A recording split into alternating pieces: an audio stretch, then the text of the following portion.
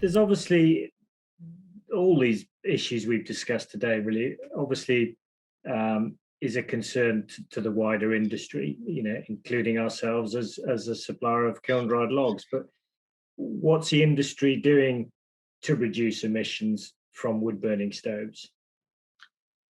Well, I think all the things that we've been talking about, Nick. So if you look at appliances, manufacturers have been challenged to produce lower emitting appliances, and they're doing that through significant improvements in technology.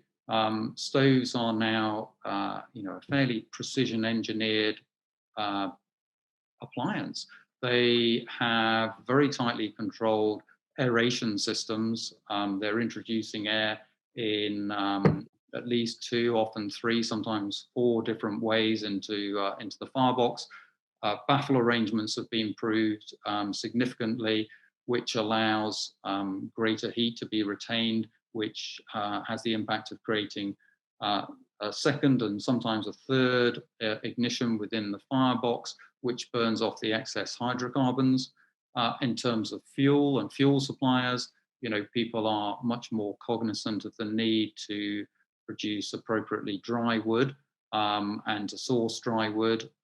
You've got smokeless fuels reducing the sulfur content considerably.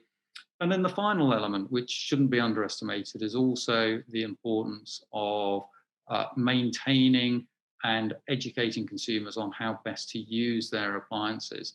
And there's considerable effort going into educational websites and educational material out there to encourage consumers to understand the importance of burning the right fuel, using their appliance in the right way in terms of how they refuel, and also getting their appliances appropriately serviced and maintained and their chimney swept at least once a year.